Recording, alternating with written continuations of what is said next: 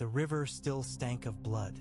Rhaegar could smell it even here, beyond the canvas of his pavilion, beyond the braziers and the wet leather and the tang of oil and sweat.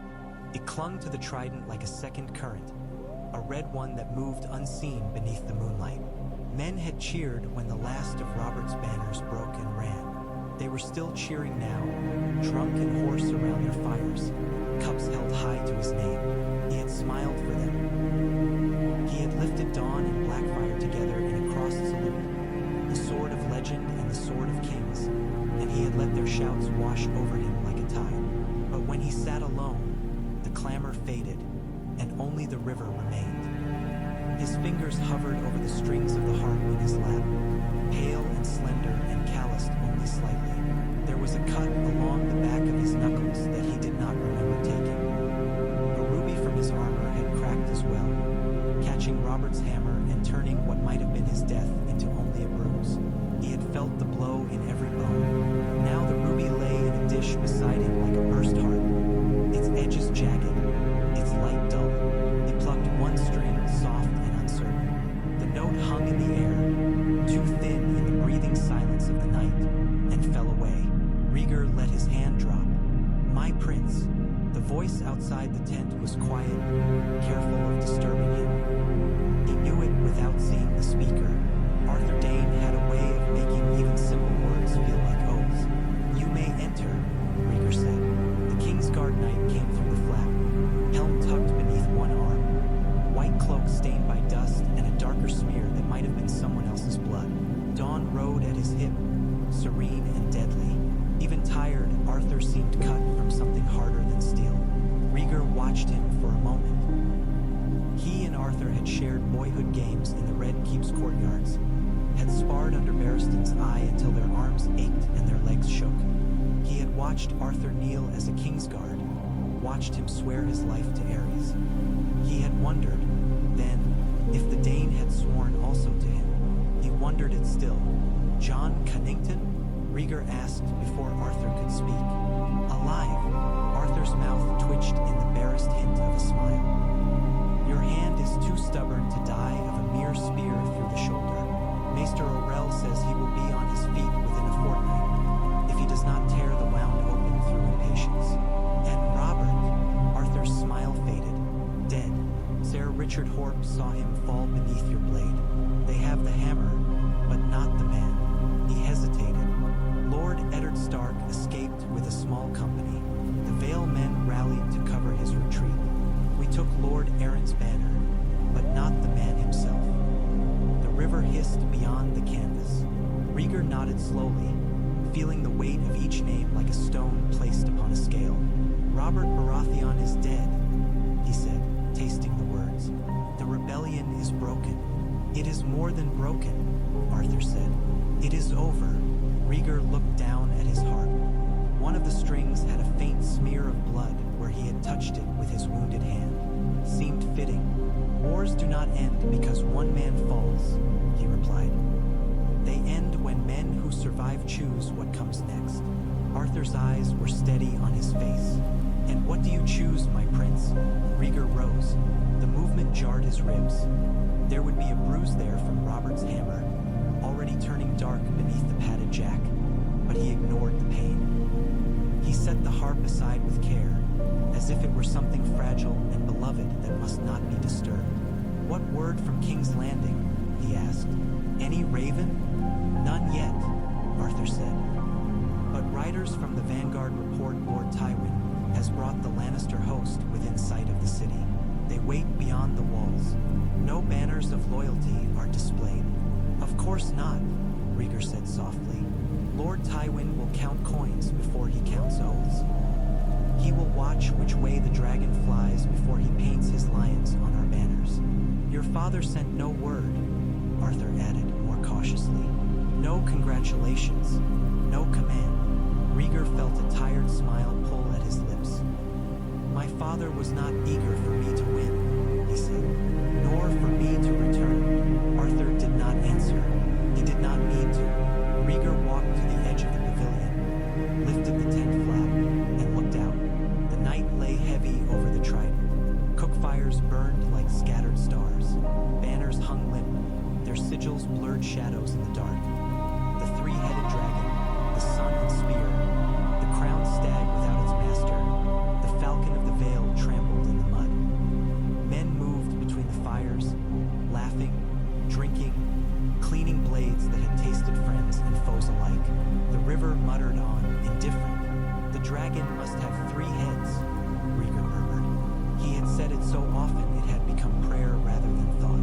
Arthur shifted behind him. You have spoken that phrase since Summerhall, he said. Yet you have 2 children by Princess Elia, and the third. His silence finished the sentence more neatly than words could. Lyanna. A flash of dark hair, gray eyes bright with defiance, a crown of blue roses on her lap, her laughter in the cool stone of the Winterfell crypts, her hand touching the harp strings as if fearing to break them. Rhaegar shut his eyes for a moment. He had not allowed himself that picture on the field today. There had only been Robert and the hammer and the war and the world narrowing to one terrible choice that ended in a splash of blood where water met steel.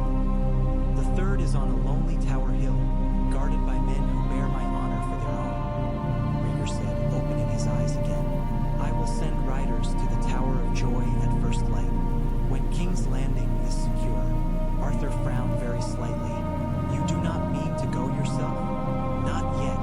Rhaegar let the flap fall and turned back to face him. If I fly to Lyanna now, leaving the city in my father's hall, NDS with Tywin Lannister at the gate and the realm raw from war, what will it make of me?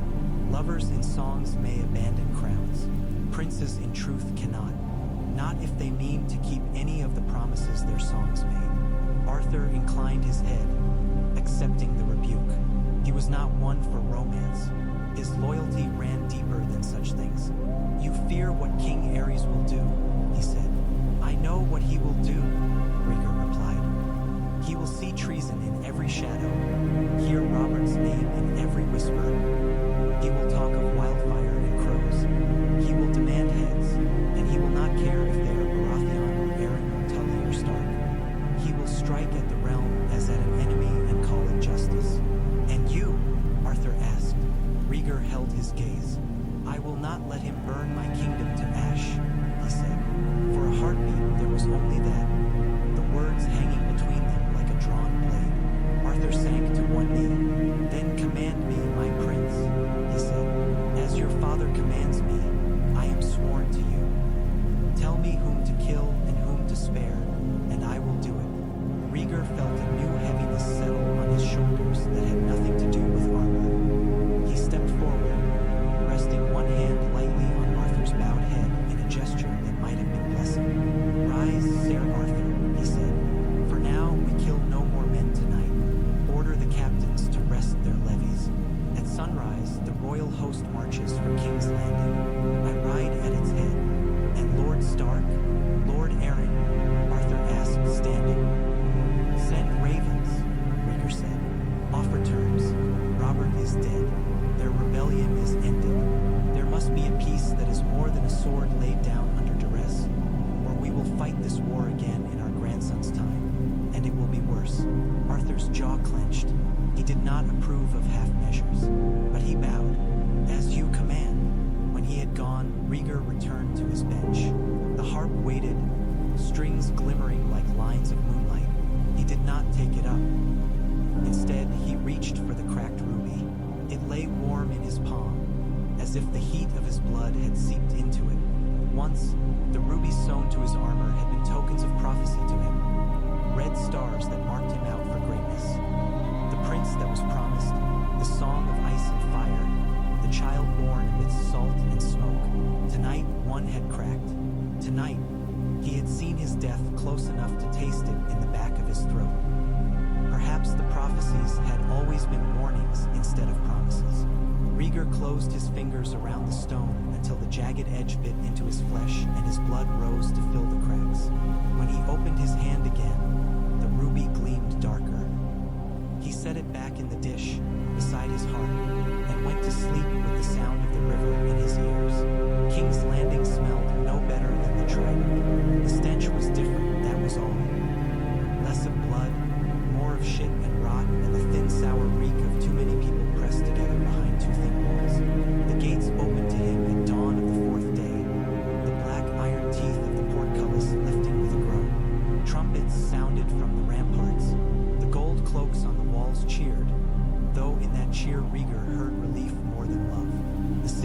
not been sacked.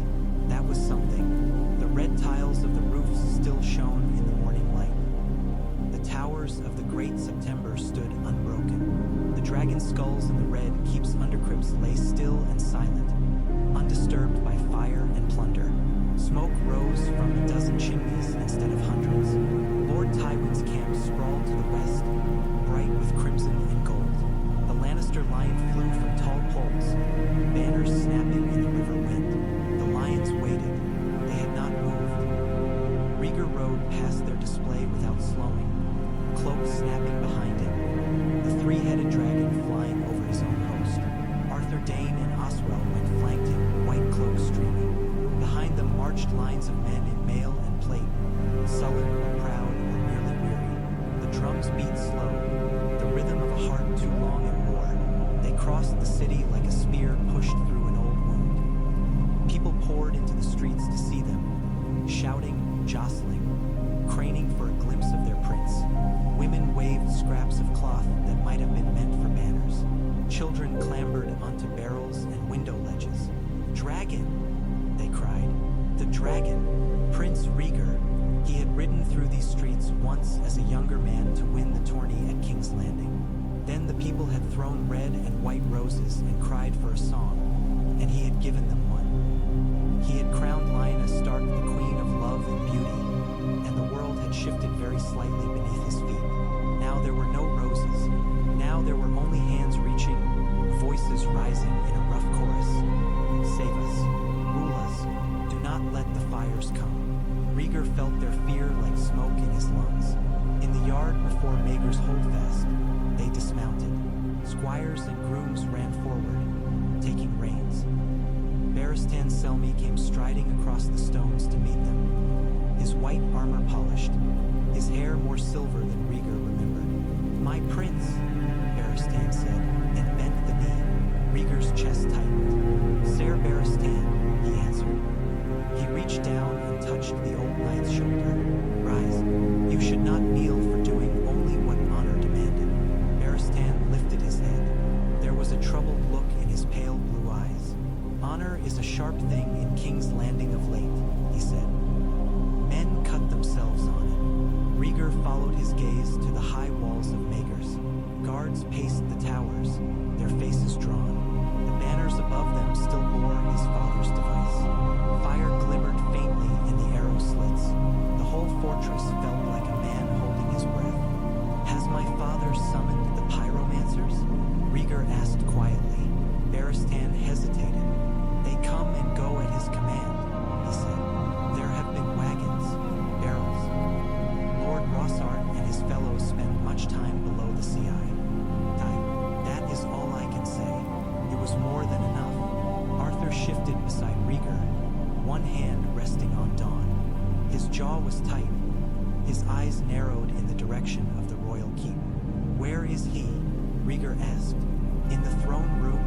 The king has not left the Iron Throne in 3 days," Barristan replied. "He eats there. He pisses in a bucket beside it and orders the servants to carry it away.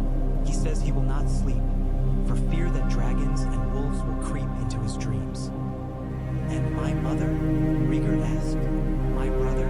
My children? Queen Rhaella prays in the royal sept," Barristan said. "Prince Viserys, he runs the halls. When he is not hiding under his bed from shadows only he can see." There was a faint note of distaste in his voice that he did not quite manage to hide. "Your lady wife and the young prince and princess are within their chambers under guard. The king has questioned their loyalty, but he has not harmed them. Not yet," the silence said. Rhaegar's hand curled. He remembered Aegon's tiny fist wrapped around his finger. Rhaenys asking why dragons had no songs written about them sleeping, only about them burning. He remembered Elia lying pale and exhausted after Aegon's birth. The way her eyes had shone with stubborn pride even as her body failed her. He had left them here. He had gone to war. "Take me to him," Rhaegar said. Barristan bowed. "As you command, my prince."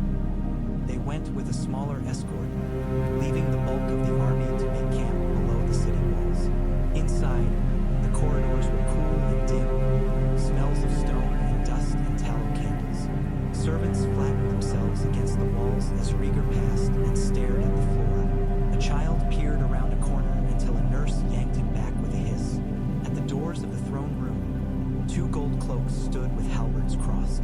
Their faces were drawn, their eyes bloodshot. They looked at Rhaegar as if he were a ghost. "The king has given no," one began. Arthur stepped forward and took hold of the crossed halberds with 2 fingers, pushing them aside as if they weighed nothing. "The prince enters," he said. "Stand aside." They stumbled back. Inside, the throne room was darker than Rhaegar remembered. Many of the great windows had been shuttered, boards nailed across the glass as if to keep out some invisible foe. The light that penetrated was thin and sickly, painting long shadows that stretched across the floor like black spears. The air smelled faintly of smoke and something sweet and acrid that made the back of his throat itch. Wildfire, he thought. The iron throne loomed at the far end of the hall, its jagged swords etched hard against the dimness. Upon it sat Aerys Targaryen, second of his name, his father, his king. He had grown thinner. His once fine beard hung in tangled ropes, shot through with gray and crusted with bits of food. His hair, long and silver, fell in snarls over his shoulders. His eyes, those eyes that Rhaegar had inherited, that had once been full of a cold, sharp intelligence, were wide and glittering, darting around the hall as if chased by invisible creatures. "Father," Rhaegar said, walking forward alone. The echo of his footsteps bounced back from the distant walls. The king looked down, blinked, and laughed. "Son," Aerys said, "my last son. Come, let me see how war has treated you. Have they cut away your balls yet?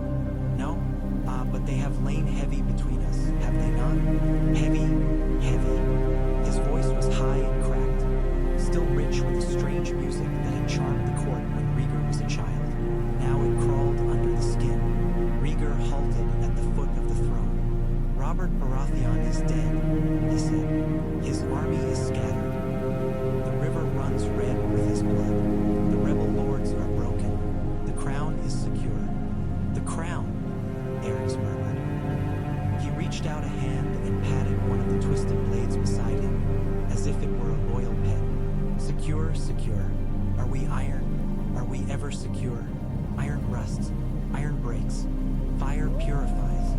His gaze flicked past Rhaegar, to where Arthur and Barristan stood like pillars of white. "Kingsguard," Aerys said. Look how they gather. All my white shadows, come to talk of peace." His lips curled. "Peace is for corpses. Peace is what comes when the world is ash and bone." Rhaegar felt a cold calm settle over him. He had prepared speeches in his mind on the ride here, arguments of law and duty and the welfare of the realm. He had rehearsed them until the words blurred. They seemed very small now before the man on the throne. "You sent for the pyromancers," he said. "You had barrels of wildfire laid beneath the city. You spoke of burning them all, guilty and innocent alike. Was that to secure the crown?" Aerys' hand clenched on the sword hilt. His knuckles were scabbed and raw. "I see everything," he hissed. "You think I do not, but I do. Varys whispers to me. The mice whisper. Even the rats speak. They gnaw at my walls and tell me of plots, of wolves and stags and lions and dragons with heads turned the wrong way. They run through my skull with their tiny feet, scratching. He leaned forward, his voice dropping to a harsh whisper. "They wanted to take you from me," he said. "They wanted to make you their king. They wanted to open the gates, let Tywin in, put my head on a spike and your arse on my throne. But I know, they will not have you. I will not give you up." Rhaegar's heart beat once, hard. "I swore you my loyalty," he said. "I fought and nearly died for your crown. I broke the rebellion you feared." "You broke nothing," Aerys snapped. Spittle flew from his lips. "You merely delayed. There will be another Robert, another Ned, another Tywin, another son to supplant the father. Always, unless..." He sat back against the bed of sword points, eyes shining with a strange, feverish light. "Unless I burn the rot from the world," he said. "Burn them all. Then there are no more Roberts, no more rebels, no more sons to turn. Only fire and me."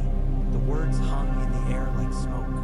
Rhaegar had known this was coming. He had known, and yet part of him, some foolish residue of a boy who had once clung to his father's hand, had hoped for some flicker of reason, some ember of the man Aerys had been before fear and prophecy and betrayal had hollowed him out. There was none.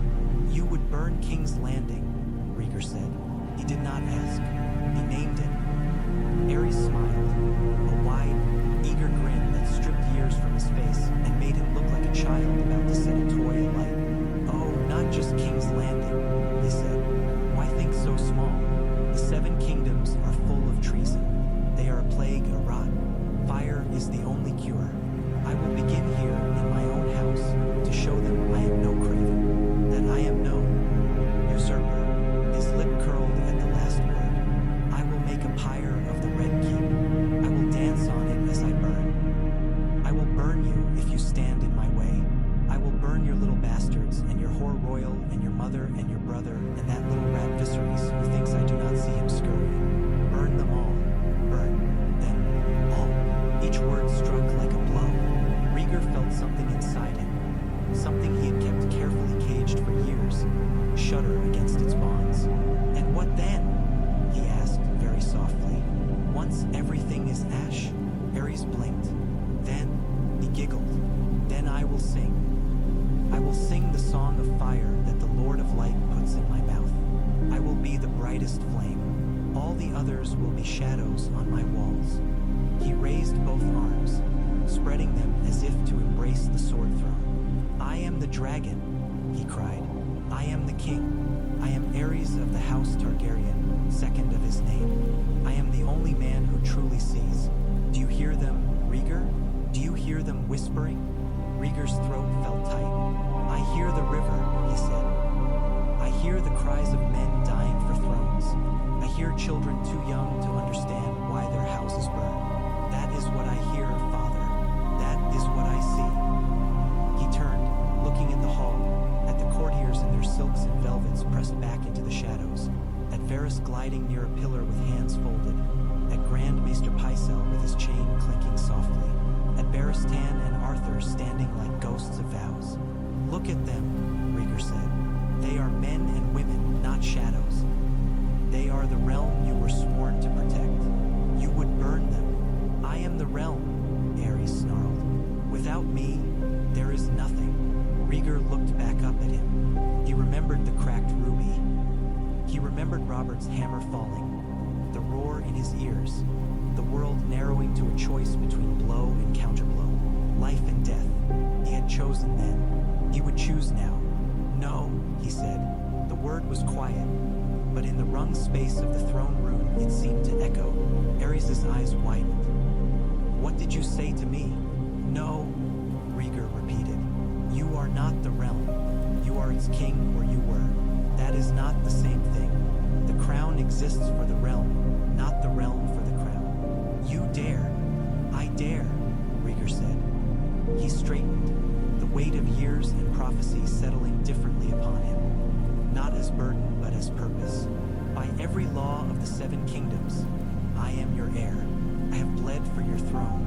I have won back your city, and I will not let you burn it. I will not be the prince who watched and did nothing while his father made a pyre of his own people." His voice did not rise. It did not need to. Aerys lurched to his feet, cloak of shadows swirling around him. "Kingsguard," he shrieked. "Seize him. Seize this traitor. Kill him. Kill my son." Silence. Barristan did not move. Arthur did not move. Oswell's fingers flexed on his sword hilt, then stilled. Rhaegar's heart thudded. "Ser Barristan," Aerys cried. "Do you hear me? Ser Arthur. Ser Oswell. Kill him, I command you. Kill the traitor prince." Barristan took one step forward. He went to his knees before Rhaegar. "My sword is yours, my prince," he said, in a voice that shook only very slightly. "Now and always." Arthur followed, kneeling beside him, dawn laid across his palms like an offering. "My life is yours," he said. Oswell hesitated a heartbeat longer, then joined them, his dark hair falling over his face as he bowed his head. "My king," he murmured. shadows surged like a wave. Pycelle clutched at his chain, jaw working soundlessly. Varys's eyes widened to violet slits before he lowered his gaze, expression smoothing. On the Iron Throne, Aerys stared as if he had been struck. "No," he whispered. "No, no, not you. Not my Kingsguard. You swore. We swore to protect the king," Barristan said gently, "and the realm." His hands trembled as he unclasped the white cloak from his shoulders. He set it on the floor between them with reverent care.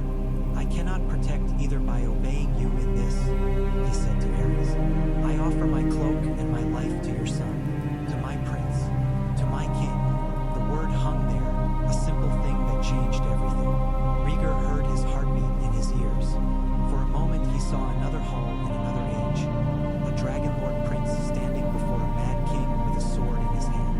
Blood and fire, always blood and fire.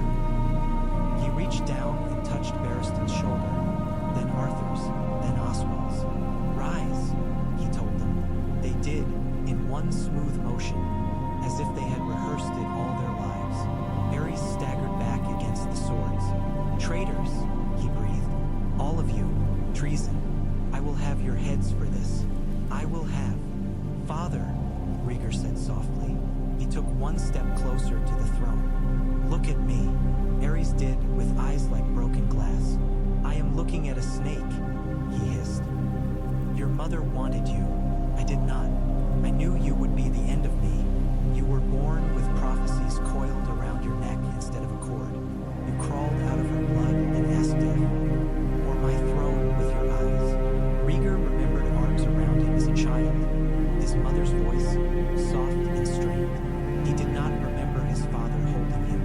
"You once told me," Rhaegar said, "that madness and greatness are two sides of the same coin, and that every time a Targaryen is born, the gods toss it in the air." Aerys' lips twisted. "Did it land, son? Tell me, did it land for you?" Rhaegar thought of Lyanna in her bed of blood, of Elia in her sick room with books and letters at her side, of Aegon's small hands, of Rhaenys laughing as she chased her kitten, of Viserys with nightmares in his eyes, of men and women in the streets outside, looking up at the red keep with fear. He thought of the cracked ruby and the river and the choice he had made on the Trident. "No," he said softly. "I am still catching it." He looked over his shoulder at Arthur. "Ser Arthur," he said, "take the king into honorable custody. He is to be confined, guarded, and treated with the dignity his office deserves. No harm is to come to him unless he attempts to escape or harm others. Do you understand me?" Arthur's face was carved from stone. "I do." Aerys shrank back, scrambling against the knives of the throne, as Arthur and Barristan mounted the steps. For a moment, Rhaegar thought he would claw his own face, tear his hair, throw himself upon them like an animal. Instead, he sagged. The strength went out of him as if someone had cut a string. Arthur took him by the arm gently, almost tenderly.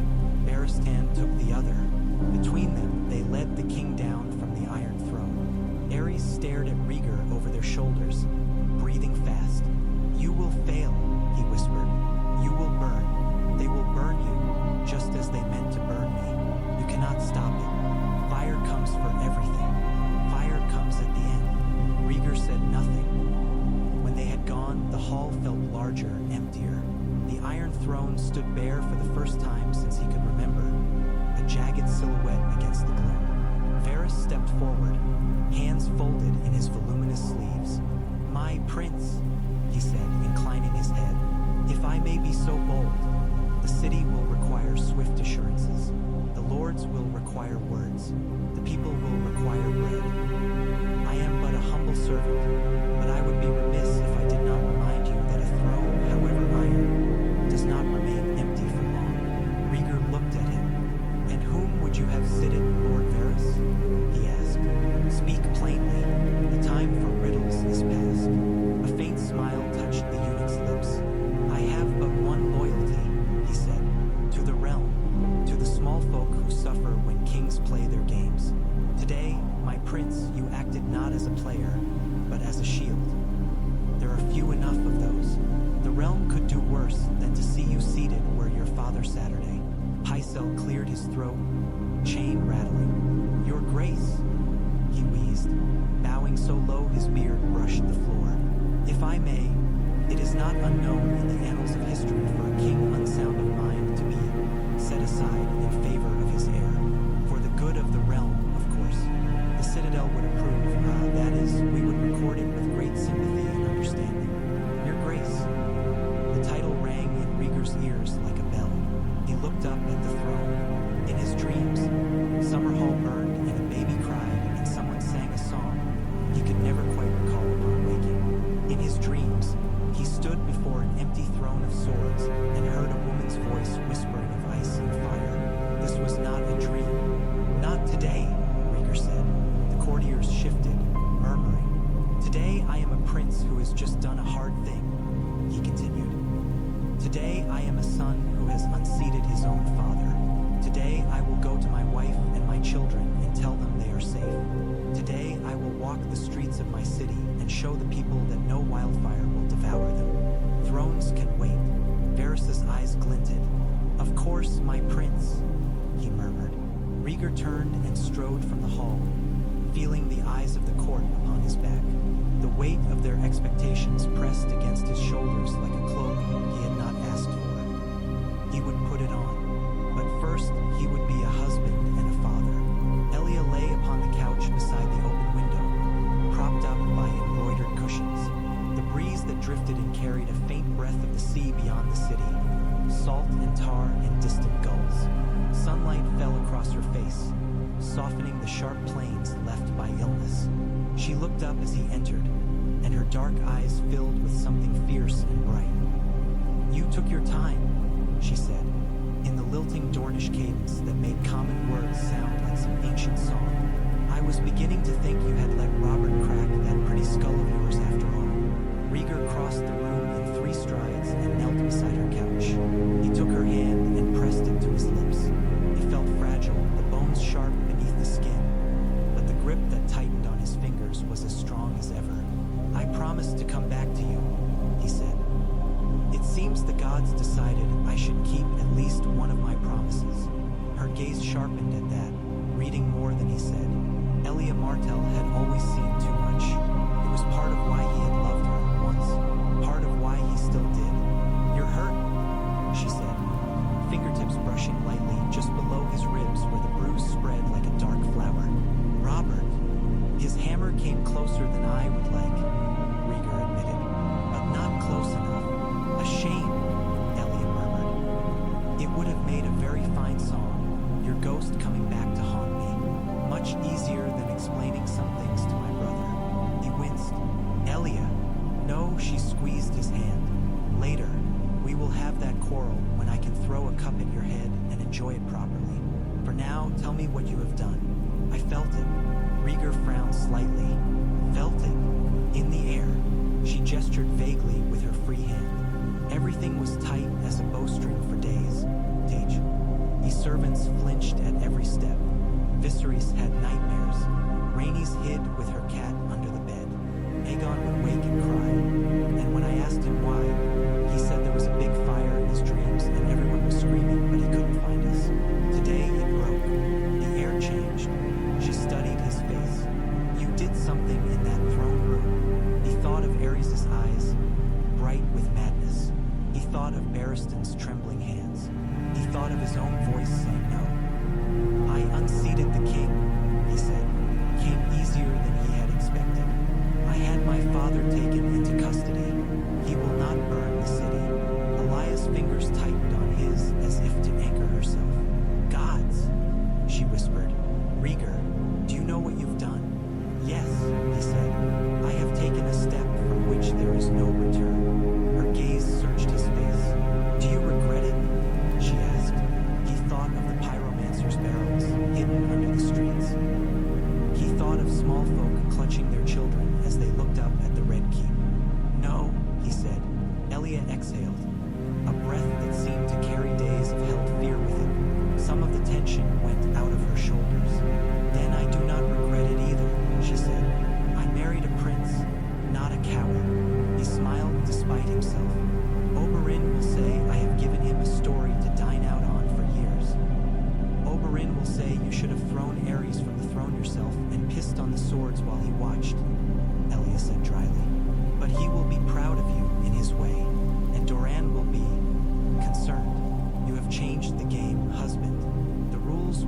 be the same now. Rhaegar thought of banners on the Trident, flapping in a wind thick with blood. The rules never were what we thought them, he said. I have been playing by shadows and songs. It is time I learned the real game. Alia's mouth twitched. Careful, she said. That sounds like something my uncle would say. Gods forbid you end like him, scheming in corners until the wine kills you. He laughed, genuinely, and for a moment the weight on his shoulders lightened. There was a crash in the outer chamber, followed by a high-pitched squeal. The door flew open before Rhaegar could rise.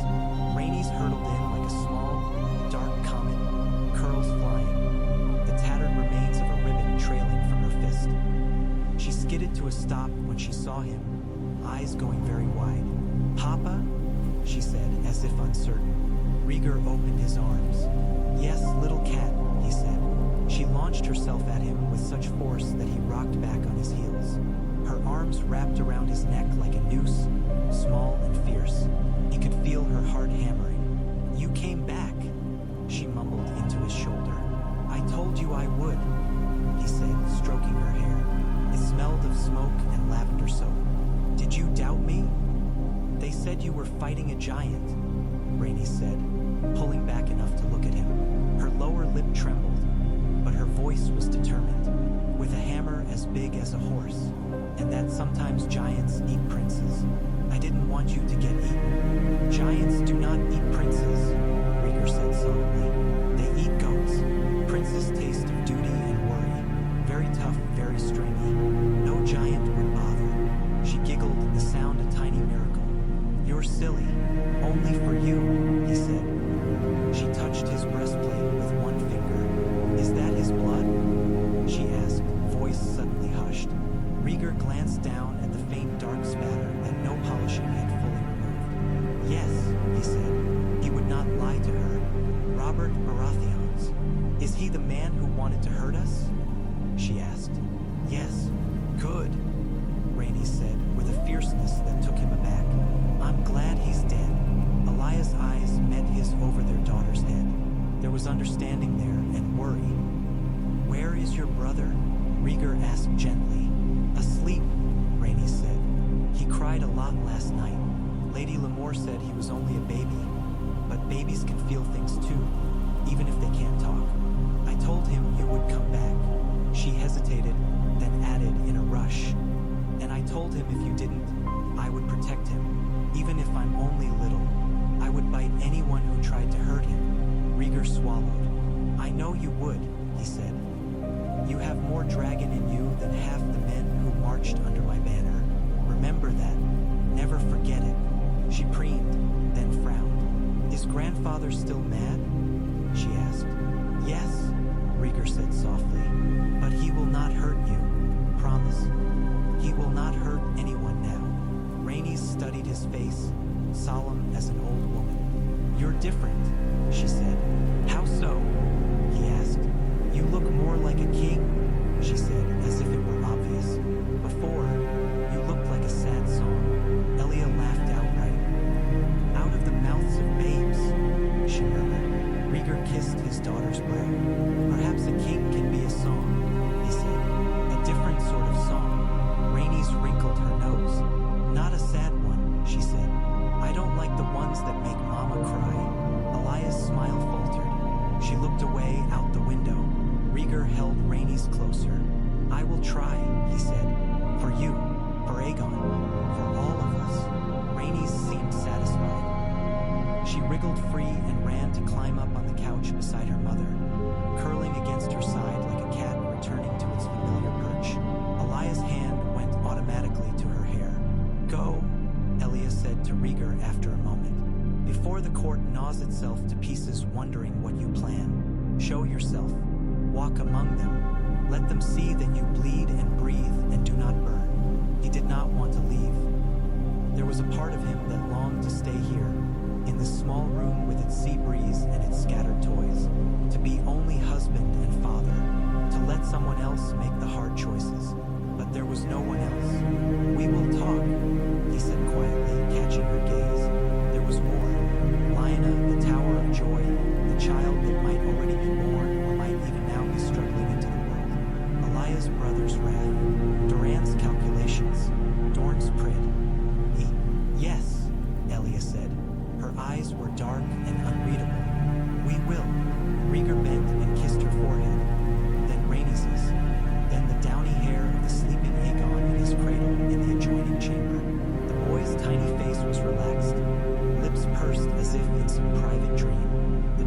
must have 3 heads, he thought. He left them with that thought echoing in his skull. The city felt different when he walked it without armor. He left the Red Keep with only Barristan for escort, trading the polished plate for a simple tunic of black and crimson, a cloak clasped at his throat with a dragon brooch. They took no heralds, no fanfare. Word had already spread. Heads turned as he passed, murmurs swelling in his wake. He's taken the king. They say he's mad too. No, he stopped the fires. Is it over? Will we hang? Will they hang Tywin? Gods, I hope so. Hush, you'll get us killed. Rhaegar listened without seeming to, filing away the tone in the voices, the tilt of faces. Fear still outweighed hope, but hope was there, a thin, stubborn thread. He crossed Fishmonger's Square, where the smell of the river grew stronger, mingled with that of raw fish and old scales. The stalls were half empty. Men who would normally be selling their catch had been pressed into service on the walls. Women sat instead, their hands raw from gutting and salting. One of them looked up as he passed and froze, knife in hand. For an instant, he saw himself as she must. A tall man with pale hair and a prince's face, cloaked and clean while her apron was spattered with blood. A dragon wandering through a world of struggling mice. He stopped. "What is your name?" he asked. She stared at him, eyes wide. "Never mind," she muttered. "I'm no one, just Marya M-Lord." "Prince?" Barristan murmured softly from behind him. "Not today," Rhaegar said. He smiled at Marya. "Marya, then, how has the war treated you?" She blinked at the question, caught off guard. "How has it?" She snorted, suddenly angry. "My husband's at the walls with the gold cloaks. My eldest boy's with him. My youngest hasn't eaten meat in a fortnight. The men come and take what they want and pay what they please. And there's talk the whole city's sitting on kegs of wildfire waiting to go up like a candle in a lantern. That's how." Her hand shook on the knife. Rhaegar looked around. The other women had fallen silent. Men in the square watched, tense. "Thank you," he said. She gaped at him. "Thank? For telling me the truth," he said. "It is a rare gift in a city like this. I will not waste it." He reached into his belt pouch and produced a small leather purse, swollen with coin. He placed it on her stall beside the cleaned fish. "This is not payment for your words," he said. "That would be an insult. It is for your husband and sons. Tell them that Rhaegar Targaryen would rather see their children fat and loud than their corpses quiet on his walls." Her mouth opened and closed. "You can't feed the whole city," she said roughly. "No," he agreed, "but I can feed one family. If every man who called himself Lord did the same, we would be halfway to a better realm." He turned away before she could answer, feeling the weight of the stairs on his back. "You risk anger," Barristan murmured. "Some will say it was only for show. Others will say it was not enough. Both may be right," Rhaegar said. "But if I am to be accused of something, let it be of trying." He spent the better part of the afternoon in that way, moving among his people, listening more than he spoke. At the Great September, he knelt briefly beside an old woman lighting candles and prayed silently, not for victory but for wisdom. Outside the street of silk, he walked past painted women calling for custom and saw the way their faces turned hard at the sight of guards and softer at the sight of coin. In Flea Bottom, he watched children chase a rag-stuffed ball through the muck, their laughter bright as any song he might have composed. He left pieces of himself behind with each encounter. A coin here, a word there, a promise made in passing.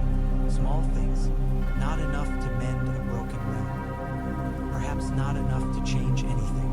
Yet as the sun dipped and the shadows grew long, he felt something shift, not in the city but in himself. He had always been above them, watching from walls and windows, turning their lives into verses in his mind. Today, he had walked among them and felt their eyes and heard their voices, and they had not been lines in a story. They had been people. If he was to be their king, he would have to remember that. As twilight deepened, Barristan cleared his throat. "Your prince," he said, catching himself.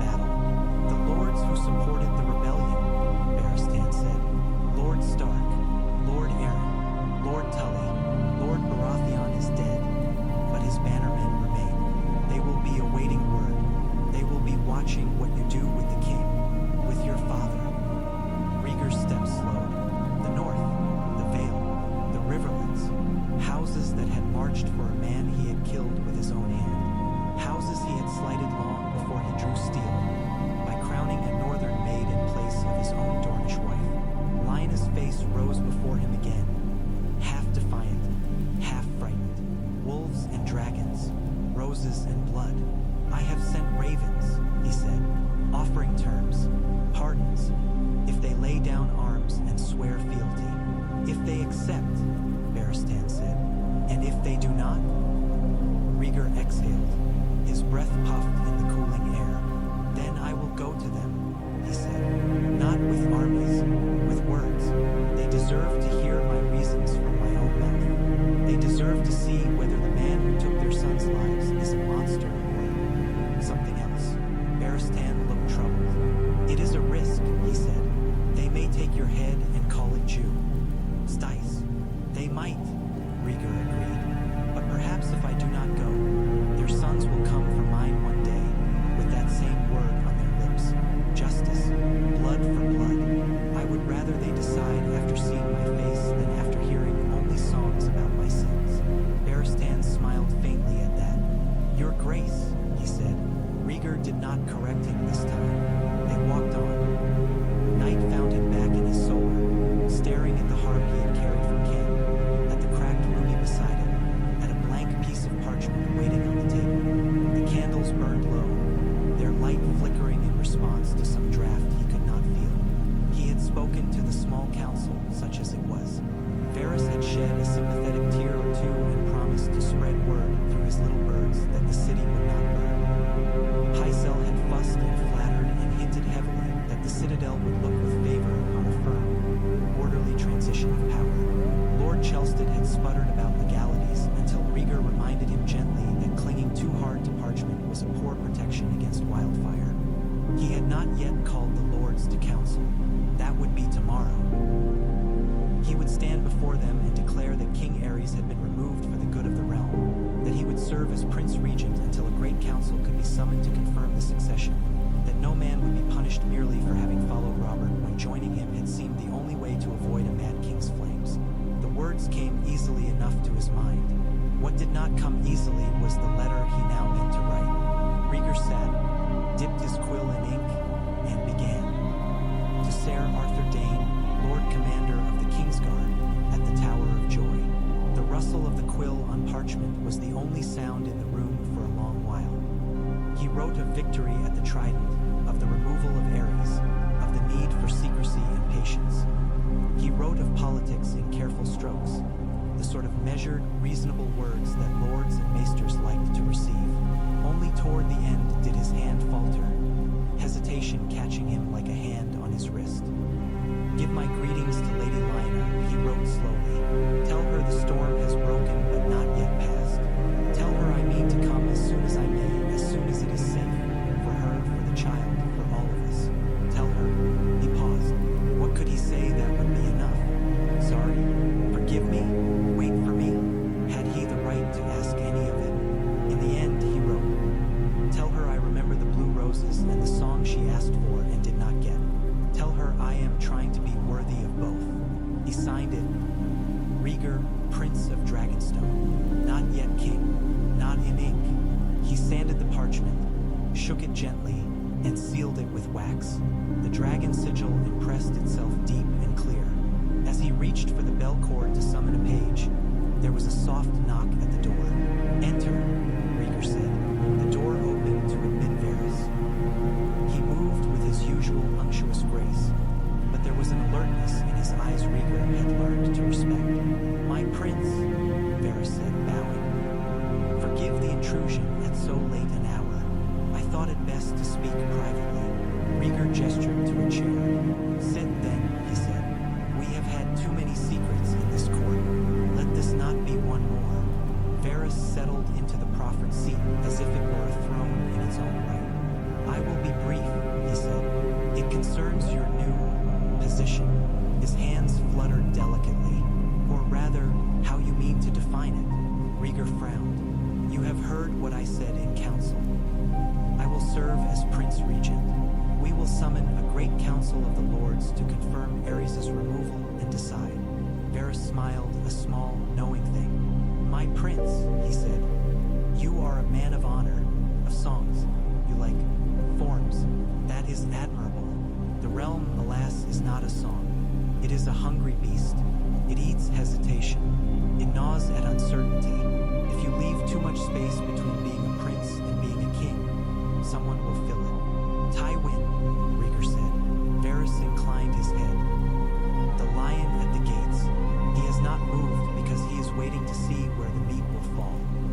judges you hesitant, he will move. He will claim he comes to defend your father's rights, or to avenge them, or to restore order.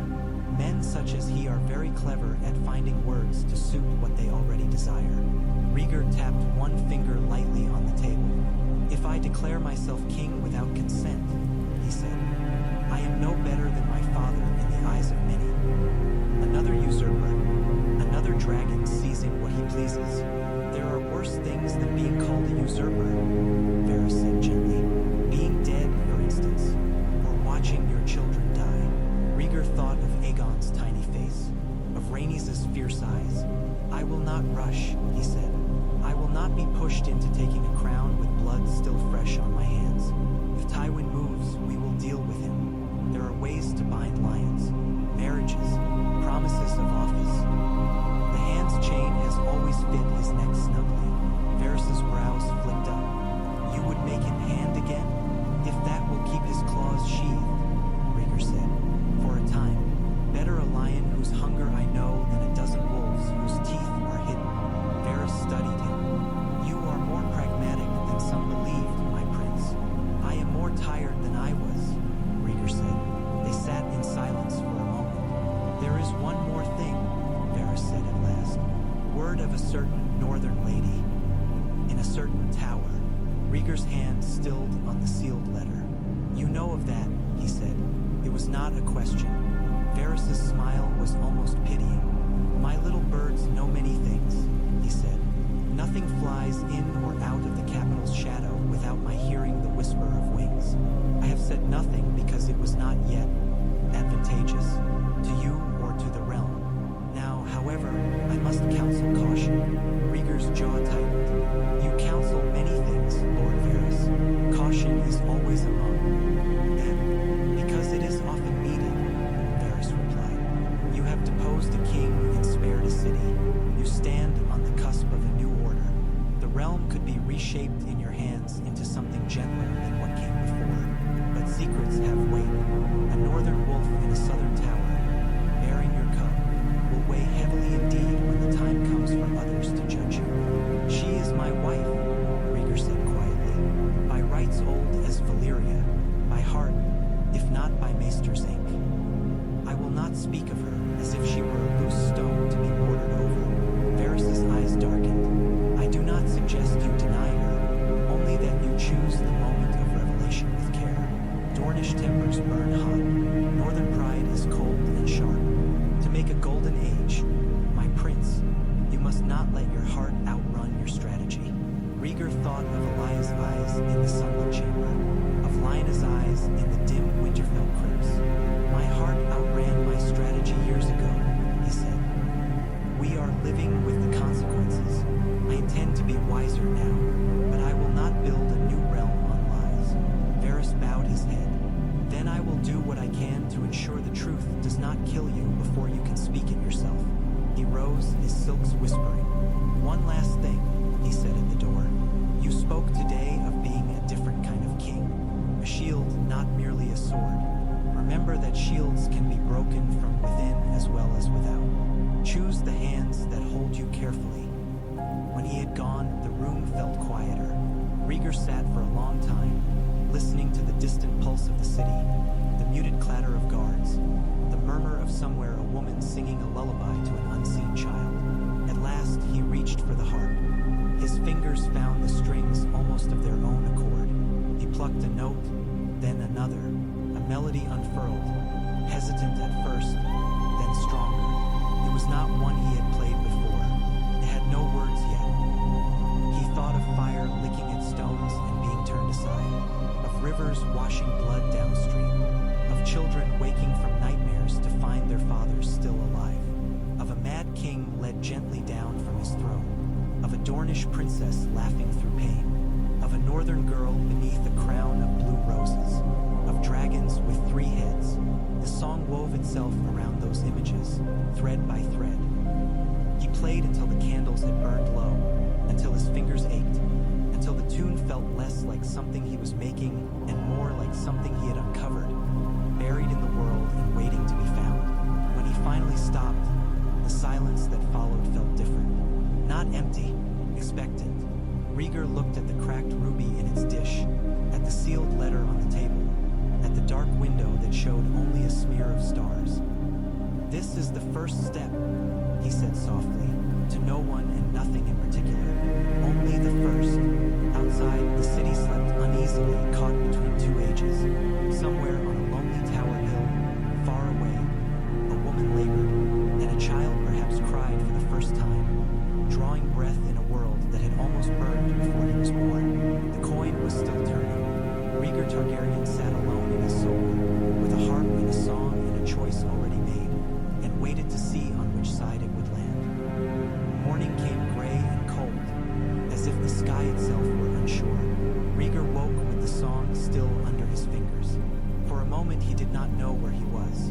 The high-beamed ceiling above him might have been some inn on the King's Road, some boyhood chamber in the Red Keep. Then the weight settled back over him. The city, his father, the empty throne, and the illusion fled. He rose without calling for servants. Habit made him move quietly, bare feet on chill stone. Outside his windows, King's Landing stirred. A clatter of carts in the yard, the distant bray of a mule, a woman's voice raised in scolding and then laughter. Life, stubborn and ordinary, going on while men argued over crowns. He poured water from the ewer, splashed his face, and caught sight of himself in the polished metal mirror. A tired man looked back, silver hair disordered, eyes shadowed. There was a bruise blooming beneath his ribs in ugly purple, and faint lines at the corners of his mouth he did not remember noticing before. Rhaenys' words came back to him. "You look more like a king. Before, you looked like a sad song." He did not know which frightened him more. A knock sounded at the door. "Come," Rhaegar said, fastening his cloak. Barristan entered, helm in hand. Behind the white steel, his face looked older than it had even yesterday. "Your prince," he said, correcting himself as if the words threatened to trip him. "Lord Tywin Lannister requests audience at once. He has come to the Red Keep with a small retinue. Of course he has," Rhaegar thought. "The lion smells blood and change on the air." "Small?" he asked aloud. "6 men, all sworn to his house. He comes unarmored. His forces remain encamped outside the walls." "He trusts us that much?" Rhaegar murmured. Barristan's mouth twitched. "He trusts that if you kill him under guest right, half the realm will rise in outrage, and the other half will quietly mark you as a man they can never risk offending." "Wise of him," Rhaegar said. "Very well, I will see him in my solar. No need for the throne room. Some might say, let them," Rhaegar said, heading for the door. "If Lord Tywin wants a spectacle, he may find it elsewhere. I have had my fill of them." They met the lion in a gallery heavy with tapestries and dust, where the light fell slantwise through a row of narrow windows. Tywin Lannister stood alone in the doorway, his men waiting discreetly beyond the threshold.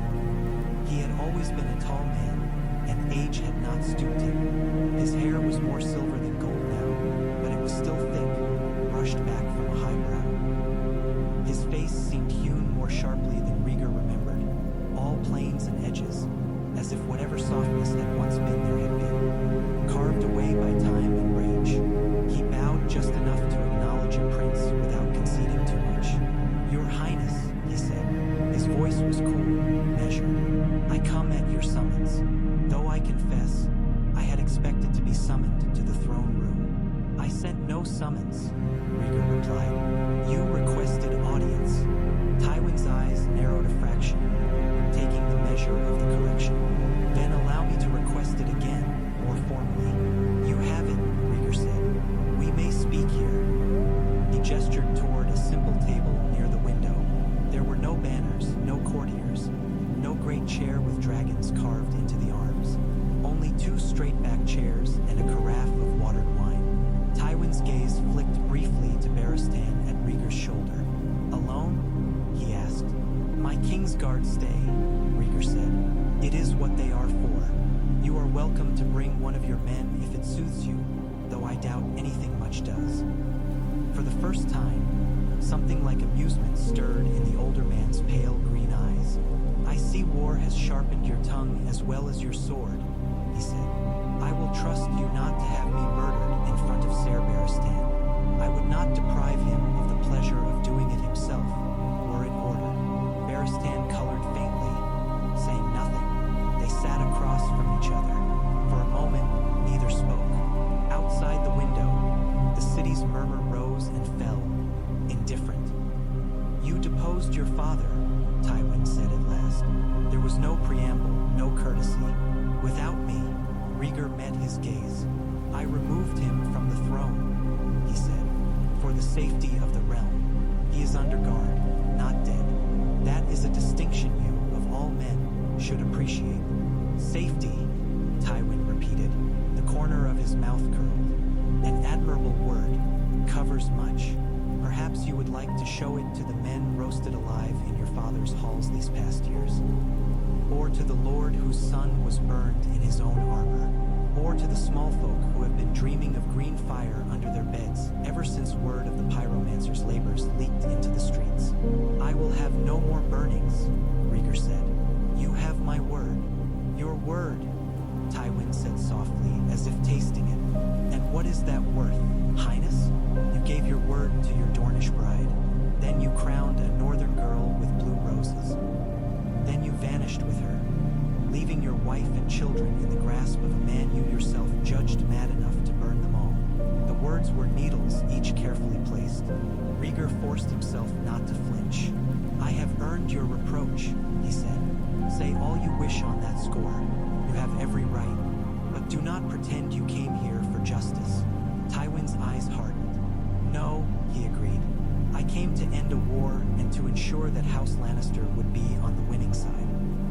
I came prepared to take this city by force if need be, to liberate it from a madman and present it to the realm as a gift from Casterly Rock. Imagine my surprise, then, when I found the gates closed, the walls manned, and rumors whispering that the king's own son had already done the butchery I had planned. You have robbed me of my theater, Prince Rhaegar. You speak of butchery very easily," Rhaegar said coldly. Tywin did not blink. "I speak of it as a tool, nothing more. Steel does not care if it is drawn for honor or for convenience. Neither does the grave. History forgets both in time.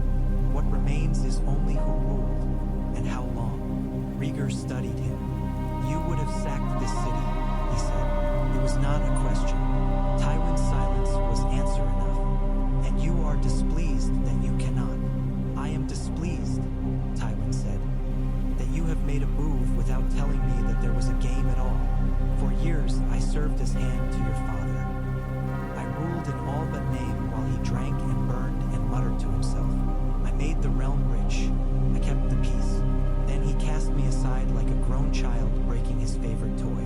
I swallowed the insult and waited. I have been waiting ever since for the moment when I might make myself necessary again. And now here you are, having acted without me. A new center to the board. Tell me, Prince Rhaegar, where does that leave me? What do you plan to do with the lion at your gate?" Rhaegar leaned back, fingers steepled. "That depends," he said. "Are you a lion or a fire? Lions I can use. Fires we have had enough of." It was a risky thing to say. Tywin might have bristled, taken offense, stalked from the meeting and set his camp in motion. Instead, after a long, taut moment, he smiled. It was a thin thing, almost without warmth, but it reached his eyes. "You are not the boy I remember," he said. "No," Rhaegar said. "I am not." "Very well," Tywin said. "Let us speak plainly, then. Your father is mad and deposed. You are, in all but name, king. I am Prince Regent," Rhaegar corrected. Tywin waved that away. "A word to soothe maesters and charge collectors. Titles are less important than who gives orders and who obeys. You sit in the Red Keep. You command the gold cloaks. You hold the loyalty of the capital and of key lords in the south and east. The north, the Vale, the Riverlands sit uneasy and bleeding, their chosen champion dead on the Trident. A vacuum awaits. You can fill it or let others try." Rhaegar's jaw tightened. You mean yourself. I mean anyone, Tywin said. A boy king raised as Robert's heir. A council of regents ruled from the shadows by old men. A cabal of maesters and moneylenders. The faith, if it smells weakness. Power abhors a void, your highness. That is the first law of courts. You would advise me to seize it, Rhaegar said. To declare myself king and let the realm catch up. I would advise you to decide what you are, Tywin said. Quickly, while your victory is still fresh and your enemies are still gathering their wits. If you drag this out in the name of virtue, you will find yourself strangled with your own scruples. Courage. Rhaegar thought of Varys saying something not unlike that in gentler tones. Of Pycelle's oily hints.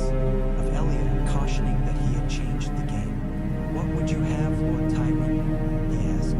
Say it plainly. You did not come merely to lecture me on the nature of power. Tywin folded his hands atop the table, all careful composure. I would have stability, he said, for the realm and for my house. I would have a king at King's Landing who does not threaten to burn half the city at every rumor. I would have my grandchildren grow in a world where their fortunes do not depend on the next bad mood of a dragon. Forgive me if I say that your father did not inspire that confidence. You speak as if I do, Rhaegar said. Tywin inclined his head a fraction. You showed restraint today. Many men in your position would have split Aerys' throat on the throne and called it mercy. You did not. You walked the city. You spoke with fishwives and septons. My spies tell me such things. That suggests a mind capable of looking beyond its own reflection. It is a rare quality in a king. And what price would you exact for your approval? Rhaegar asked, weary. Tywin did not pretend otherwise. As hand, I brought order and prosperity to the realm, he said. I can do so again. Regard my years at your father's side and at Jaehaerys' table before him. You need a man ruthless enough to do what you cannot wish to contemplate, and clever enough to do it quietly. You need a sword under the silk. Let me be that officially. You would be hand again, Rhaegar said. Yes, and in return? Tywin's gaze sharpened. In return, you will confirm the rights and privileges of House Lannister. You will not pursue old grievances. You will not question where, precisely, my men might have been riding when you deposed your father. You will see that my girl is not wasted on some second son of a minor house. You will bind my line to yours, as you ought to have done years ago. There it was. Cersei, Rhaegar said. Yes, you once wished me to marry her, Rhaegar said slowly. Before my father chose Elia. Tywin's jaw tightened at the name. I once thought you might, he said. That time has passed. His gaze flicked to the side, in the vague direction of the nursery levels. But you have a son, Aegon. Betroth him to her. Name her future queen. The lioness will sit beside the dragon. Dorne will have to content itself with being second at court instead of first. They will rage. They will pretend to think of war. They will not actually rise. That is not Doran Martell's way. The North can be appeased with other marriages. The Vale with honors. The Reach will follow where the coin flows. You will need a web of alliances. Lannister gold is a sturdy strand. Rhaegar imagined it. Small Aegon, gap-toothed and solemn, growing to manhood beside a lioness with green eyes and sharp ambitions. Elia, listening to the news with that same still, watchful look she wore when someone tried to flatter her into foolishness. Oberyn, laughing and dangerous. Doran, quiet and thoughtful, weighing. It would wound Dorne, he said. Dorne was wounded when your father burned Elias' kin, Tywin said bluntly. This will salve that wound in time, not make it worse. Your son on the throne is a Dornish grandson. Their blood will sit a step removed from the Iron Throne regardless. A Lannister marriage secures him. Your children by the Northern Girl, if you mean to acknowledge them, can be given other honors. Lordships, commands. The realm need not shatter over one man's heart. Rhaegar looked down at his hands. You speak as if hearts are trifles, he said. They are, Tywin said, except when they are threats. There was a merciless clarity to his vision. Rhaegar found himself both repelled and grimly grateful. It was a map of the world as it was not as songs painted it. "I will consider your counsel," he said. "I will speak with my wife. I will think on what is best for my children, for the realm, for the houses that have bled. I will not be pushed into a decision in one morning." "Take a week," Tywin said. "Take two, but not much more. Delay has teeth." He rose smoothly. "In the meantime, my army will remain where it is. At your disposal, should you have need, for example, if any of the rebel lords take it into their heads to test your patience." He inclined his head again, a precise fraction. "Whatever you decide, Your Highness, I thank you for not forcing my hand outside your walls," he said. "Sacking a city is costly, in coin and in reputation. It is cleaner to arrive after the fires have been doused." Rhaegar met his gaze. "There will be no fires," he said. Tywin's smile did not reach his eyes. "We shall see," he said. When he had gone, Barristan exhaled softly. "Do you trust him?" Rhaegar asked without looking away from the empty doorway. "No," Barristan said promptly. "Nor do I," Rhaegar said. "But I may need him." "That is often the case with men like Tywin Lannister," Barristan said. "We need them. We dislike them. We pray they die in their beds before we do." Rhaegar allowed himself a brief, humorless huff of laughter. "I must speak with Elia," he said. She was awake, poring over letters when he entered, Dornish script flowing like water across the parchment. Oberyn's bold hand, Doran's smaller and more precise. A scroll lay open beside her with careful accounts for the royal household. Grain stores, debts owed to Braavosi bankers, wages for the city watch. "You are already ruling," Rhaegar said from the door. "I should name you hand and save myself the trouble." Elia looked up. There was ink on her fingers and a smudge on her cheekbone. "If you name me hand, I will ban mummers," she said, "and send your harp to Dorne as a hostage. I have heard enough sad songs for a lifetime." He crossed to her and leaned down to kiss the smudge away. "Then I shall not," he murmured. Her eyes softened despite herself. "Oh, you saw Tywin," she said. "Yes, and we circled each other like two cats over the last piece of fish," he said. "He offered his services as hand. In exchange, he wants old offenses forgotten, his house's privileges confirmed, and Aegon betrothed to Cersei." Elia went very still. For a heartbeat, nothing in her face moved.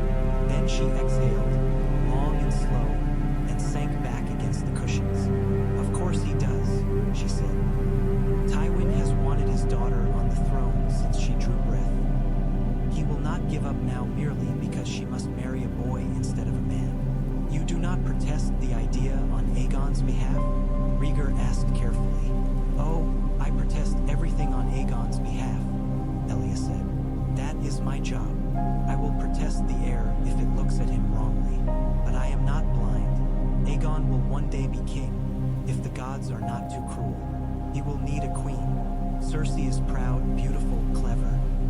She will give him lion's claws to go with his dragon's fire, her mouth curved.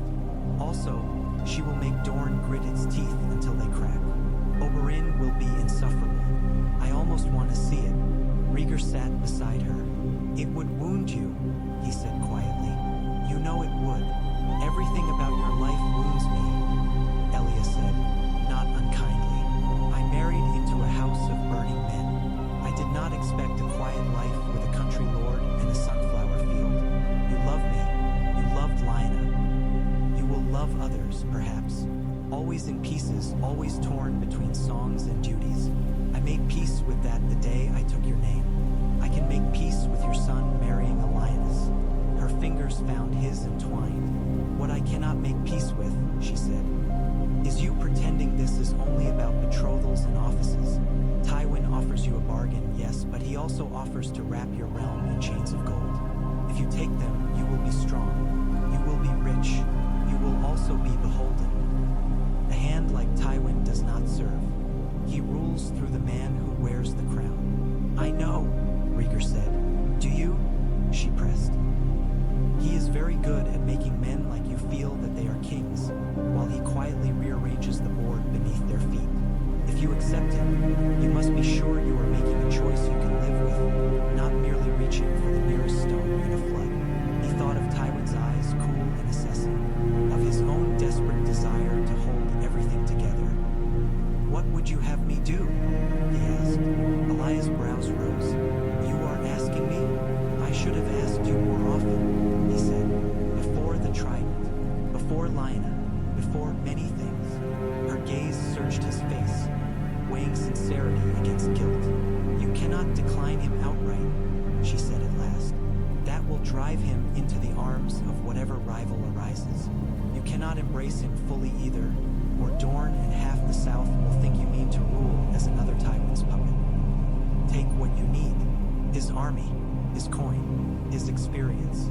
Do not give him everything at once. Name him temporary hand until a great council affirms your regency. Make it clear that his post is subject to confirmation, that you are grateful but not desperate, that there are other men, other houses, who might wear the chain if he should disappoint you. Play him," Rhaegar said. "Of course," Elia said, almost impatiently. "Do you think the lions are the only ones allowed to hunt? You must learn to bare your teeth, husband, gently if you like, but show them you have them." He smiled, faint and startled. "You sound like Oberyn," he said. She smiled back, but there was sadness around it. "Oberyn would tell you to spit in Tywin's face and then seduce his daughter," she said. "Do not listen to Oberyn. Listen to me.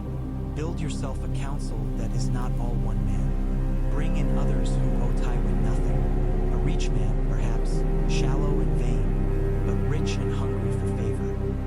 A Northman, if any will come. A maester who is not the Citadel's pet." "Who would you name?" he asked, curious. "In the Reach, Mace Tyrell is a fool, but his maester and his mother are not," Elia said. "Marry one of your cousins into their fold, and they will follow you anywhere. In the north, that depends on whether Ned Stark can look at you without seeing your sword in his friend's belly, or his sister in your bed." The words hung between them. Rhaegar looked away. "We must speak of Lyanna," he said. "Yes," Elia said. "We must." There was no anger in her tone. That made it worse. "I will bring her here," Rhaegar said. "Once the city is secure, once Tywin is settled, once I have spoken with Stark and Arryn, I will not keep her hidden. I will acknowledge the child." "The child," Elia echoed. "Do you dream of him, too?" He blinked. "You knew. You think I did not see you counting months in your head?" she asked. "Did you think I would not notice you reading tales of dragon lords taking second wives? Tracing those old precedents with your fingers as if they were braille? I am sick husband, not blind. In Dorne, men sometimes take parables, you know.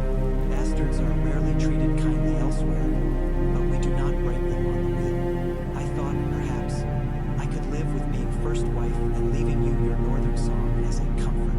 She laughed once, brittle. "Then you ran away with her and started a war. That made it more difficult to be generous." "I did not mean. I know what you meant," Elia said curtly. "You meant prophecies. You meant the 3 heads of the dragon. You meant a child who would fix Summerhall in your head. I have listened to your mother talk of your birth and the ashes often enough to know how deep that scar runs." He flinched. "I was selfish," he said quietly. "I thought I was chosen for something. I thought the world would bow to the shape of the song in my head. Instead, it broke. I broke it." Elias' hand tightened on his. "You did," she said. "But then you mended something yesterday that no one else would. That counts for something. Do not. Imagine you can balance the ledger with me by bringing Lyanna into this court like a trophy, that I will not abide. But if she lives, and if she bears you a child, I would rather shape that truth than let someone else shape it for us." He stared at her. "You would?" he began. "I would rather we present him as a son acknowledged and protected," Elia said. "A prince, perhaps, not heir that I will fight for my own blood, but a prince with a place, not a hidden shame. Make the boy's existence part of your vision for a new realm, not a scandal bearer is right. And Lyanna herself? He asked softly. Elia's face closed a little. She is not my concern, she said. She is yours, and her brother's, and Lord Aaron's, who fostered the both of you and must now find a way to forgive at least one of you or let the realm crack down the middle. I will treat her civilly. I will not poison her cup or have her thrown from a tower. That is the extent of what I can promise. It is more than I deserve, he said. Damn right, Elia said with sudden heat. Do not mistake my pragmatism for saintliness. Rhaegar, I am tired. I have 2 children who need me, a frail body, a mad father-in-law in a tower, a realm in pieces, and a husband who thinks the gods sing to him in his sleep. I do not have the strength to hate you as much as perhaps I ought, so I will settle for helping you not make everything worse. A laugh escaped him, choked and unexpected. He leaned his forehead against hers, eyes closed. Help me then, he whispered. Please, I intend to, she said. The raven came from the Tower of Joy that evening. Rhaegar stood with the missive in his hand by the window, the last light of the day flaring behind the red keep's towers. He recognized Arthur's precise script before he broke the wax. My prince, your letter found us as the sun rose over the mountains and the wind shifted. I take it as an omen. You speak of victory and of choices. I will speak of birth. Lyanna Stark was delivered of a son 3 days past. She labored long and hard. At one point I feared for her life and told Hightower so. She called your name once and her brothers twice. Forgive me if I confess I wished you were both here to answer her. The child lives. He is strong in his lungs and his limbs. His hair is dark as a raven's wing. His eyes are gray, like his mother's for the moment. There is a look to him that reminds me of you, but that may be mere fancy. We have named him as she wished, John. She insisted on the name. Something about remembering both north and south, she said, when she was less dizzy with pain. There is a stubbornness in her that would give even Oberyn pause. You tell me to keep them safe and keep them hidden. I can do both for a time, but not forever. Lord Stark will already be smelling secrets on the wind. He is not a man to let matters lie. Nor is Robert's death something the North will forget lightly. There will be questions for which your winsome heart will not suffice as answer. You have done a hard thing in King's Landing. I do not envy you the harder ones to come, when you can come yourself. Letters are poor vessels for some truths. Your knight, Arthur Dane. Rhaegar read it twice, slowly, letting each word sink into him. John, the son, alive. Lyanna, alive. 3 days passed. As he stood in the throne room arguing with his father, she had lain in some tower chamber, blood and sweat and stubbornness bringing their child into a world that was still half poised to burn. He remembered her in the Winterfell godswood, snow in her hair, cheeks flushed from riding. You can't put prophecies in a cradle, she had said once, more irritated than awed. They wriggle too much. John, he whispered. The name tasted strange and simple, like clean water after too much wine. He took the letter to Elia. She read it in silence, jaw clenching once at the mention of Lyanna calling for him in labor, relaxing again only when she reached the part about the child's name. John, she said, rolling it on her tongue. Short, stark, useful in a tavern brawl. Could be a king's name or a pig boy's. Harder for balladeers to ruin than Aegon. Rhaegar stared at her. You think everything in terms of songs, she said. I think in terms of what people will shout when he does something foolish. Do you hate him? Rhaegar asked, surprising himself. She looked up, eyebrows lifting. The baby? She asked. No. Why should I hate a creature that has done nothing yet but scream at the world? When he grows and starts knocking my children off their feet in the yard, I may reconsider. He exhaled, something tight in his chest easing. I should go to them, he said. Soon. Before Ned Stark hears rumors and comes hunting ghosts. Before Lyanna thinks I have forgotten her while I sit in King's Landing playing at King. You should, Elia said. But not yet. Not until you have made your position here strong enough that your enemies excuse to crawl back into your lover's bed. Not until you are sure that when you return, there is still a throne to sit, a city unburned, and children who remember your face." He nodded, hollow. "Every choice cuts off another," he said. "I feel like I am walking on a blade's edge." "Welcome to ruling," she said lightly. "At least you have good boots." She folded the letter carefully and set it aside. "I will write to Doran," she said. "If Aegon must be betrothed to a lioness, let it be announced by a Martell, not a Lannister. I would have my brother hear it from me first. He will understand before he forgives. That is his way." Rhaegar thought of a measured man sitting in a high tower in Sunspear, looking east over the sea and west toward King's Landing. "Wait, I will speak to Tywin tomorrow," he said. "I will offer him the hand's chain for a time, on terms, and I will send envoys to the north and the Vale. Jon Arryn deserves more than messages. He was father to both me and Robert in his way. If anyone can be bridge instead of blade, it is he." "And Ned Stark?" Elia asked. Rhaegar looked toward the darkening window, where the first stars were pricking the sky. "Ned Stark will not be softened by words sent by others," he said. "He will come or he will not. If he comes, I will face him. If he does not, the North will smolder for years. Either way, I cannot hide from him. Not forever." Elia's eyes were kind and terribly tired. "Try not to get killed when you do," she said. Aerys sat in a tower that had once housed queens. Rhaegar climbed the stairs alone, dismissing Arthur and Barristan at the foot with a gesture. Two gold cloaks stood outside the door, looking as if they would much rather be anywhere else. "He has been quiet this evening, Your Highness," one of them murmured, "mostly talking to himself." "He has been talking to himself for years," Rhaegar said. "Quiet is an improvement." He pushed the door open. The room smelled of stale sweat, wine, and piss. The bed curtains had been ripped down, their torn velvet piled in a corner. The rug was slashed. The windows stood open, but someone had nailed iron bars over them. Aerys sat on the floor beneath one, back to the wall, knees drawn up, silver hair tangled around his face like cobwebs. He looked up as Rhaegar entered. "Come to gloat?" he asked, voice hoarse. "Come to see your father in chains?" "There are no chains," Rhaegar said. "Only this room." "For walls," Aerys said. "Bars on the windows, guards at the door. Do you call that mercy?" "It is more mercy than you showed many," Rhaegar said. "More than you showed Brandon Stark or Ricard or Ser Island's victims. More than you meant to show this city." Aerys laughed, a bubbling sound that broke into a cough. "Ser Island," he said, "a good man, did what he was told. That is the only virtue in the end. Obedience.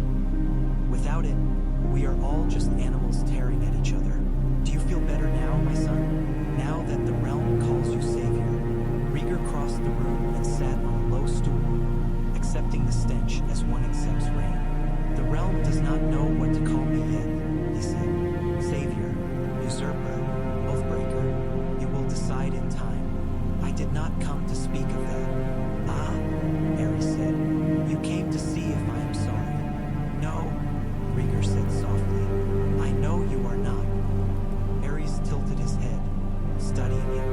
In his eyes, amidst the glitter of madness, there were flickers of something else. Recognition, perhaps. A father's gaze, catching old echoes in a son's face. "You have your mother's mouth," he said unexpectedly. She smiled rarely. When she did, the whole court stopped and stared. "She did not smile at me, not much after you were born. She said I had broken something in her. Perhaps I did. I broke many things." "You did," Rhaegar said. Aerys' fingers picked at a loose thread on his sleeve. "I used to sing," he said. "Did you know that? Before Summerhall, before the fire. I had a voice, not as pretty as yours, they said, but strong. I sang when I was drunk and when I was not. Your mother used to laugh and tell me to hush before I charmed the serving girls out of their aprons." Rhaegar blinked, thrown. "I did not know," he said. "No," Aerys said. No one remembers. That is the way of it. They remember the worst and forget the rest. They will remember me mad, not young. They will remember the screams, not the songs. You cannot change that, boy. No matter how much you strum your harp in your lonely tower. I am not trying to change how they remember you, Rhaegar said. I am trying to keep them alive. Aerys smiled, dreamy. Alive, he echoed. You think that matters? All of them, scrabbling in the dirt, rutting, birthing, plotting. They forget their kings as soon as the next one comes. But fire leaves scars. Fire purifies. Fire remembers. He closed his eyes, head leaning back against the wall. You should have killed me, he murmured. There will come a day when you wish you had. Men will say, Rhaegar the merciful, who could not bring himself to spill his father's blood. They will not say it kindly. I know, Rhaegar said. Aerys opened one eye. And still you did not, he said. Why? Rhaegar thought of the throne room, of all the old arguments he had rehearsed and never spoken. Because killing you on that throne would have made me too much like you, he said. Because I could not bear to see my children grow with their grandfather's blood on their conscience, even if they never saw it. Because somewhere beneath all the madness, there is a man who once held me in his arms and sang, and I am not yet ready to kill him, even if he died years ago. Aerys stared, as if trying to reconcile that image with his own memories. I do not remember holding you, he said at last. I know, Rhaegar said. They sat in silence. Outside, a bell told the hour. You will fail, Aerys said eventually, as he had in the throne room. His voice was softer now, almost reflective. You want too much. Fire and peace, songs and crowns, wolves and lions and dragons lying down together. It will break you. The realm will chew your bones. They will call you mad, as they call me, or weak, or both. Perhaps, Rhaegar said. Aerys' gaze sharpened. You do not deny it? No, Rhaegar said. I have wasted too much of my life in denial. I will not waste more. Aerys laughed softly. Perhaps the coin landed on its edge after all, he said. Go then. Go and pretend you can be better than me. Go and make your golden age. See how long it gleams before the rust comes. Rhaegar rose. I did not come for your blessing, he said. Only to tell you this. You will be treated with dignity. You will not be beaten or starved. You will have books and food and whatever comfort a confined man can have. If you wish to sing, no one will stop you. If you W, wish for a septon, one will come. You may be mad and cruel and unrepentant. I will still be your jailer, not your torturer. That is the difference between us, Father. Remember it if you can. Aerys watched him with those pale, haunted eyes. And when they come for you, he asked softly, when the knives are at your back and the fire's at your door, will you remember me then? Yes, Rhaegar said. I hope to. He left the King of Ashes to his mutterings and went back down into the living world. The letter to Jon Arryn was harder to write than the one to Arthur. Jon had been a second father to them both, to himself and Robert. He had taught them how to swing a sword and how to read a charter, how to drink a tankard without falling over and how to take a blow without losing dignity. He had stood between them and their father's tempers more than once. Now Robert lay dead on the Trident, and Rhaegar held the city whose gates Jon's armies had once defended against his own father's wrath. He wrote it 3 times before he was satisfied. Lord Arryn, I write to you not as a victor to a defeated foe, but as a man to one who once offered him shelter. Robert Baratheon died by my hand on the Trident. I will not pretend otherwise. It was war, and he was the spearhead of a rebellion that sought to depose my father. He fought bravely. He died as he lived, charging forward, unwilling to yield. Since then, I have taken steps you will hear rumors of. Know the truth from me. King Aerys has been removed from the throne for the good of the realm. He lives confined and under guard. There will be no more burnings, no wildfire, no secret judgments. I have assumed the duties of Prince Regent.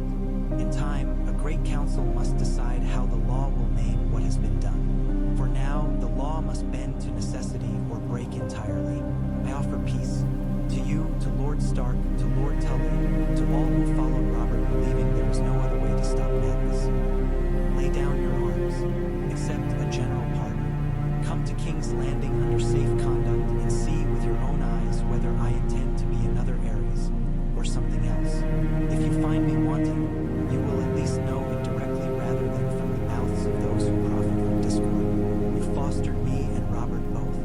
You know the best and the worst in us. Robert is beyond your counsel now. I am not. Judge me as you will, but come, for the sake of the realm, if not for my sake. Rhaegar, Prince of Dragonstone, Regent of the Iron Throne. He read it aloud to Elia when he was done. She said nothing for a long moment. He will come, she said finally, probably dragging Ned Stark by the scruff of his neck like a sulky hound. And if he does not, Rhaegar asked, then you will have to find another way, she said. But Jon Arryn has always preferred mending nets to tearing them. He may not love you, but he loves the idea of order. Offer him a place in your new realm. Let him see you mean it. If he does not take it, at least you will know you tried. Would you have me offer him the hand's chain instead of Tywin? Rhaegar asked. Her eyes widened slightly, then narrowed in thought. That would be an elegant insult, she said, and it would bind the veil tightly to you, but it would also snub the lion you are trying not to provoke. Choose carefully which enemy you would rather have at one remove. I seem to be collecting them, Rhaegar murmured. That is the way of kings, Elia said. Friends cling while you are useful. Enemies remain even when you are not. He sealed the letter and handed it to the maester. In the days that followed, ravens came and went like black thoughts. Some bore pledges of fealty from houses that had sat on the fence and decided to fall on the side that had not just been deposed. Some brought cautious words from lords in the Reach and the Westerlands, promising to attend a future council. Others were silent. From Winterfell, nothing. Not yet. Rhaegar waited, played his harp at night when the city slept, and tried not to imagine a wolf with his jaw set, reading and rereading a prince's letter before tossing it into the fire. The coin was still in the air. He had chosen as best he could. Now he had to keep choosing every day until habit turned into a pattern and pattern into rule. In the quiet hours, when Elia slept and the children dreamed and even Varys' little bird seemed still, he would sit at his window, look over the dark roofs of King's Landing, and imagine what a golden age might look like if it ever came. Not banners and parades and statues, as the songs like to tell. Not fire and conquest. He saw clean streets, full bellies, men who feared the law more than they feared their lords because the law would be just. A small council where no one voice drowned out all the rest. A city where his grandchildren would not look up at the Red Keep and wonder whether it would burn them in their sleep. He saw Aegon grown tall, laughing with some green-eyed queen. He saw Rhaenys on the tower walks with a sword at her hip and a book under her arm. He saw a dark-haired boy named Jon sparring with Arthur in the yard, grinning even when he fell, refusing to yield. He saw himself somewhere in the background of that picture, thinner and grayer, perhaps with a harp still in his hands. Sometimes, when he caught himself in those dreams, he would hear Aerys' voice again. You will fail. Perhaps he would. Perhaps the golden age would tarnish in his grandchildren's time, or crack when he misstepped, or never truly arrive at all. But for the first time in his life, Rhaegar Targaryen understood that the attempt mattered as much as the music he wrapped it in. So he rose each day, and he walked the city, and he spoke to lords and small folk and wives and jailers. He bargained with lions. He wrote to wolves. He